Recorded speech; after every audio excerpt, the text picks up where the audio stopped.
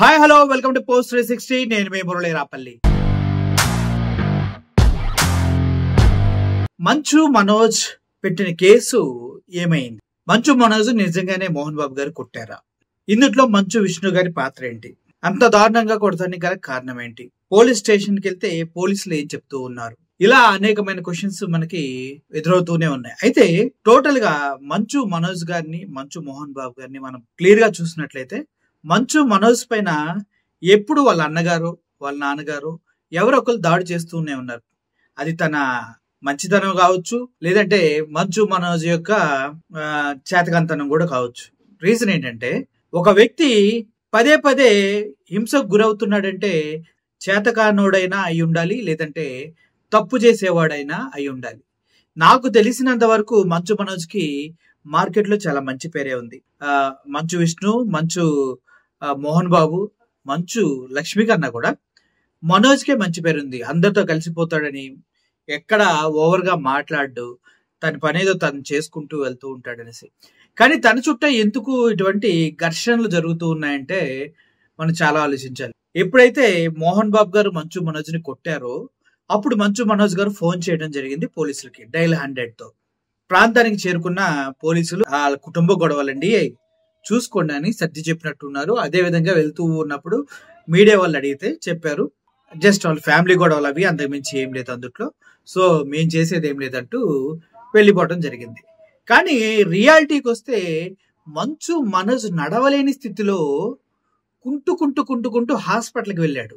పక్కన చాలా మంది ఉన్నారు, మీడియా అడుగుతున్నారు ఏం జరిగింది, ఎవరు కొట్టారనేసి. ఎంత ఘోరంగా కుంటుకుంటూ వెళ్తున్నారంటే అంత ఘోరంగా కుంటుకుంటూ వెళ్తున్నారు. డాక్టర్లు అడిగారంట, మీరు 24 hours అబ్జర్వేషన్ లో ఉండాలి అంటే, లేదండి మళ్ళీ రేపు వస్తాను అనేసి తను వెళ్ళిపోవడం జరిగింది. మళ్ళీ ఈ రోజు కూడా మంచు మనోజ్ హాస్పిటల్కి వెళ్ళడం జరిగింది.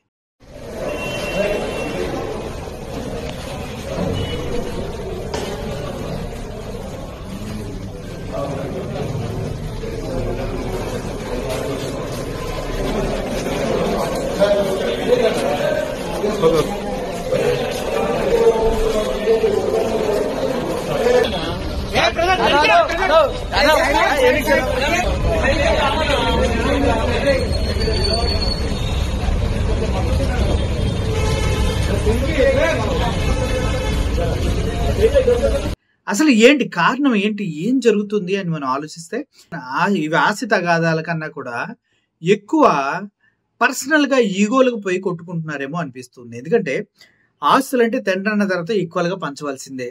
తన స్వార్జితం అంటే ఇంకా పంచకపోతే తండ్రికి అంత, అతనికంటూ ఒక క్రెడిబిలిటీ ఉంది మోహన్ బాబు గారికి. ఒకరికి అన్యాయం చేసి ఒకరికి న్యాయం చేసే తత్వం ఉందంటే మాత్రం నేను నమ్మను.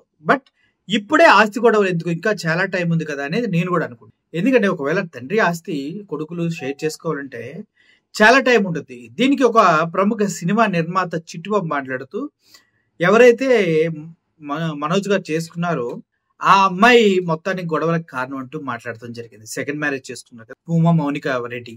ఎందుకు అంటే, తను ఇంటి దగ్గర చూడు ఏమి ఇవ్వట్లేదు మనకి, నువ్వంటే ఇష్టం లేదు అలా అలా అమ్మాయి చెప్పడం జరుగుతుంది. కానీ మంచు మనోజు అమ్మాయి మాటలకి ట్రాప్ లో పడిపోయి తండ్రి దగ్గరికి వెళ్ళి, నువ్వు నాకు ఇస్తావు లేదు, నాకు డౌట్ ఉంది, ఎందుకంటే నువ్వు విష్ణుని ఎక్కువ లవ్ చేస్తావు, లక్ష్మిని ఎక్కువ లవ్ చేస్తావు, కాబట్టి నాకు ముందే ఆస్తులన్నీ పనిచేసే అని అడగటం జరిగింది అనేసి చెప్తున్నారు. కానీ ఇందులో అవాస్తవాలు ఏంటంటే, ఒకవేళ అదే గొడవ అయితే, లేదన్నా నీకు వాళ్ళకి ఈక్వల్ గా రాసిస్తా అంటే సరిపోతుంది. బట్ అంతకు మించి తన భార్య పైన కూడా అటాక్ చేశారని మంచు మనోజ్ చెప్తూ ఉన్నారంటే అసలు అంత దారుణంగా కొట్టవలసిన అవసరం ఏంటి? మంచు మనోజ్ ను కొట్టడంలో మోహన్ బాబు గారి పాత్ర ఎంత ఉందో విష్ణు అనుచరుల పాత్రలు కూడా అంతే ఉన్నాయంట.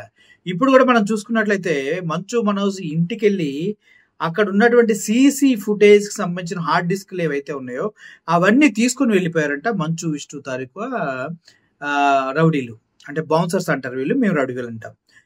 మంచు విష్ణు ఇంటికి వెళ్ళి ఆ హార్డ్ డిస్క్లు తీసుకువెళ్లాల్సిన అవసరం ఏంటి? దాంట్లో నిజంగానే నిక్షిప్తమైన సమాచారం వల్ల మంచు మోహన్ బాబుకి కానీ, మంచు విష్ణుకి కానీ, మంచు విష్ణు అనుచరులకు కానీ ఏదైనా ప్రమాదం పొంచి ఉందనే భయంతోనే అవి తీసుకెళ్లారా? ఇప్పుడు కూడా చూసుకున్నట్లయితే మంచు మనోజ్ ఇంటి చుట్టూ ఒక 20 మంది రౌడీలను పెట్టినట్టుగా తెలుస్తూ ఉంది. మన గోడ దూకి వచ్చి మనోజ్ గారు కాంపౌండ్ లో తిరిగే వాళ్ళంతా మంచు విష్ణు అనుచరులు అనమాట. అంటే ఫర్దర్ గా ఏం చేయాలన్నా మంచు విష్ణు కన్సర్నాలో కానీ మంచు మోహన్ బాబు కన్సర్నాలో కానీ జరగాలి. అంతకు మించి ఎటువంటి విషయాలు బయటకు పొక్కకూడదు అనేసి చాలా జాగ్రత్తలు తీసుకుంటూ ఉన్నట్టు తెలుస్తుంది. ఇది జరిగినప్పుడు మంచు విష్ణు లోకల్ గా లేకపోవడం, ఎక్కడ దుబాయ్లో ఉంటాం. ఇప్పుడు హడావుడిగా ఈ విషయమై తిరిగి రావడం జరుగుతూ ఉంది. ఏది ఏమైనప్పటికీ మంచు మనోజ్ని ఈ విధంగా దారుణంగా మాత్రం దారుణంగా కొట్టారు. మెడ మీద రిప్స్, అదే విధంగా కాలు తీవ్ర ఇంజురీ అనేసి చెప్తూ ఉన్నారు. షోల్డర్ కూడా డిస్లోకేట్ అయిందంటూ చెప్తూ ఉన్నారు. ఇది ఎంతవరకు వాస్తవం అంటే కాలు ఇంజురీ, తను నడవలేకపోవటం, ఇబ్బంది పడటం, అవి మొత్తం క్లియర్ గా మనం వీడియోస్ లో చూస్తూ ఉన్నాం, మనకు తెలిసిపోతూ ఉంది. బట్ ఫర్దర్ గా ఇంటర్నల్ ఇంజురీస్ ఎంత అయినాయి అనేది ఒక నివేదిక ఇవ్వాలి డాక్టర్లు. అయితే ఇప్పటి వరకు మంచు విష్ణు ఇన్వాల్వ్ అవ్వలేదు. ఫస్ట్ ఈ రోజు ఇన్వాల్వ్ అవుతూ ఉన్నాడు. ఈ గొడవ సద్దుమణుగుతుందా, నెక్స్ట్ లెవెల్కి వెళ్తుందా అనేది మాత్రం వేచి చూడాలి. పరస్పరం వీళ్ళు డయల్ 100 ఫోన్ చేసి చెప్పారు, కానీ ఎవరు కూడా రిటర్న్ కంప్లైంట్ ఇప్పటి వరకు ఇవ్వలేదు. ఒకవేళ సెటిల్మెంట్ చేసుకుంటే ఈ వివాదం ఇక్కడతో సమస్య పోతుంది, లేదంటే మంచు మనోజ్ మాత్రం నెక్స్ట్ లెవెల్కి వెళ్ళిపోతారు. అదే కాదు, మంచు మనోజ్ కి ఎటువంటి సినిమా ఆఫర్లు రాకుండా ఆపేస్తూ ఉన్నారంటే ఎవరు, మంచు విష్ణు అండ్ మోహన్ బాబు గారు కూడా. గతంలో కూడా చాలా ఫంక్షన్స్ కి వచ్చినప్పుడు మంచు మనోజ్ ని అవాయిడ్ చేయటం, సరిగా రెస్పాండ్ కాకుండా ఉంటాం. మంచు మనోజ్ ఏదైనా ఫంక్షన్ కి వచ్చి కూడా పక్కన అంటరాని వాళ్ళలాగా దూరంగా నుంచోటం, ఇవన్నీ మనం చూసాం.